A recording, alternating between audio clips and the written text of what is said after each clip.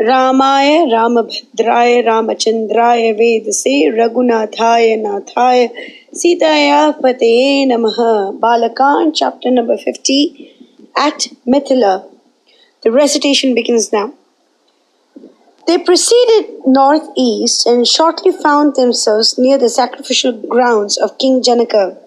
"Reverend sir," said the princess to Vishwamitra, "splendid indeed are the arrangements that the great soul Janaka has made for his sacrifice.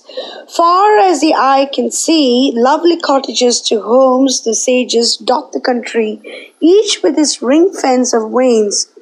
Methinks the Brahmanas from the far corners of the land, masters of the Vedas and its mysteries, have graced the occasion by hundreds and by thousands. Point out to us some convenient spot wherein we too may encamp." And accordingly did Vishwamitra pitch their quarters in a place well watered, calm, and removed from noise and bustle. Janaka was at once informed of their arrival, and in humble reverence advanced to welcome them. The holy Shatananda of spotless sanctity led the way, while the other priests followed the royal chaplain with the materials of worship. High reverence and meat did they offer unto the honored guest, who deserved it so well. Vishwamitra accepted it with a pleased heart and inquired of the king his health and of the progress of his sacrificial rite. Janaka rendered proper reply to his holy guest and failed not to assure himself of their welfare and their pleasant journey thither.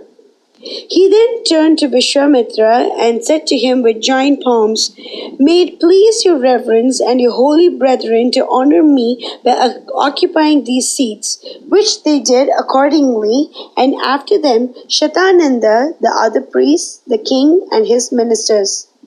Having seen to it that all were comfortably seated, Janaka turned to Vishwamitra and said, "This day, verily, have the gods been pleased to crown the preparations I have made for the sacrifice.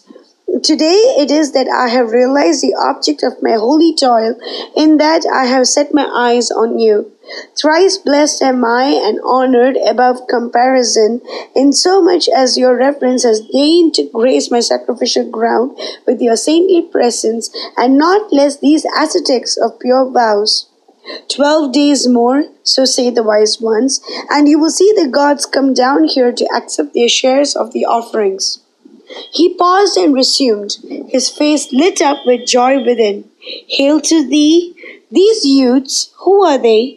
Godlike in their might, of lordly gait, even as the proud monarch of the forests, of the majestic elephant, or the tiger, or the bull, with large and lustrous eyes, like unto the rosy petals of the blown lotus, combining in themselves the graces of the boy and the youth.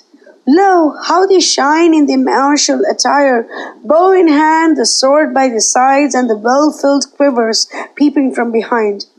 More like those heavenly twins, the ideals of divine grace and beauty, the Ashwins.